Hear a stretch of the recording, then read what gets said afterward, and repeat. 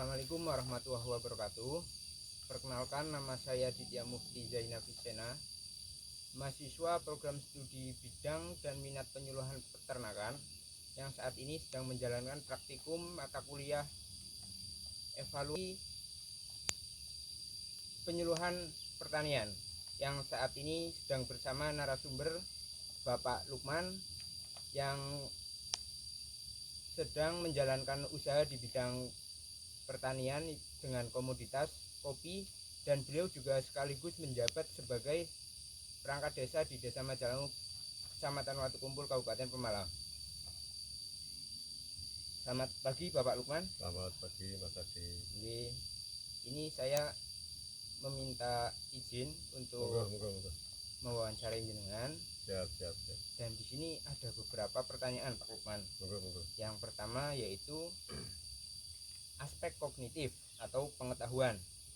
Nah, untuk Anda ini ada pertanyaan, yaitu sejauh mana Anda memahami kebijakan subsidi yang diberikan oleh pemerintah untuk pertanian di sini, Pak? Untuk kaitannya dengan subsidi yang dari pemerintah, ini kami selaku petani sangat diuntungkan. Apalagi saya juga menjabat sebagai perangkat desa di Majalangu, seringkali memberikan pemahaman terhadap para petani agar seyogianya bisa memahami tentang apa sih subsidi yang dilakukan oleh pemerintah, terutama para petani dalam hal ini adalah untuk subsidi pupuk.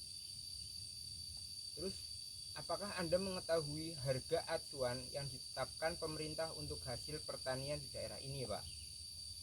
Sebagai petani yang kategori masih awam dengan dunia medsos, tetapi kadang juga kita bisa berpikir terkait dengan acuan harga yang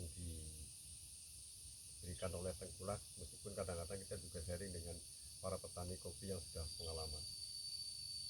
Terus, bagaimana pengetahuan Anda mengenai pengaruh harga pasar terhadap pemasaran hasil pertanian Anda, Pak?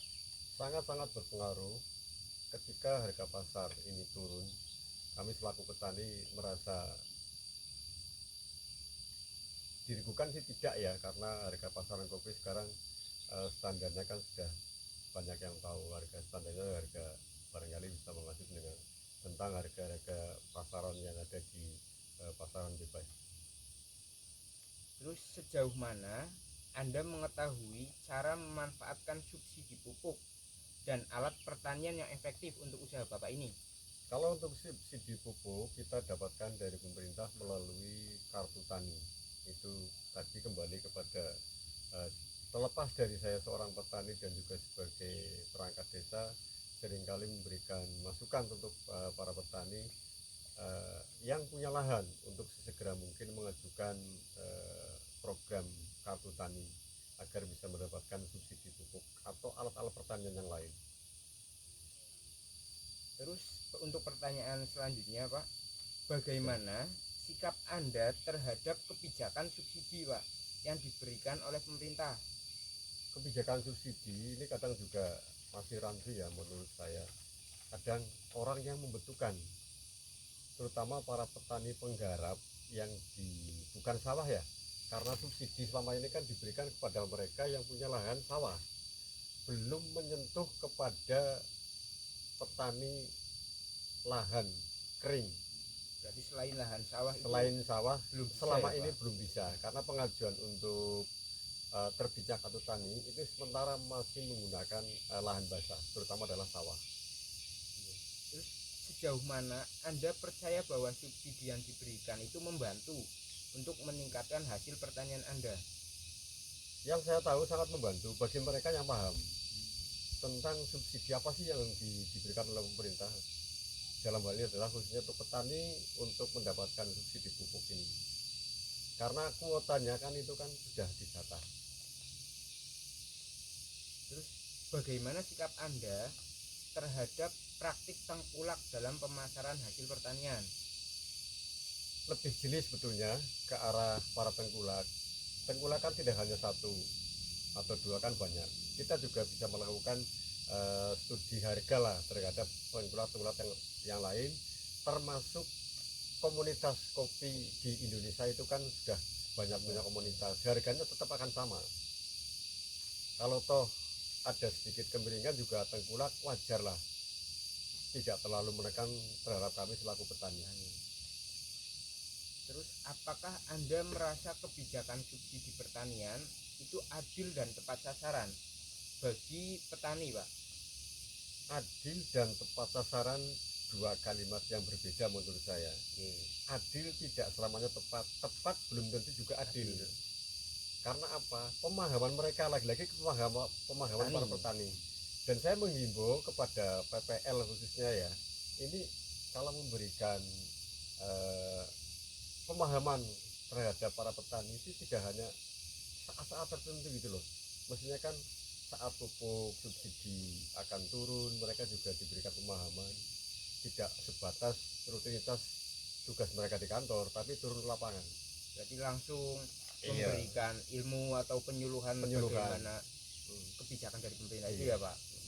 Terus untuk pertanyaan selanjutnya, apakah Anda menerapkan teknik pertanian yang diajarkan dalam penyuluhan seperti penggunaan subsidi secara tepat atau dengan teknologi-teknologi yang bisa mendukung hasil produksi pertanian jenengan, Pak?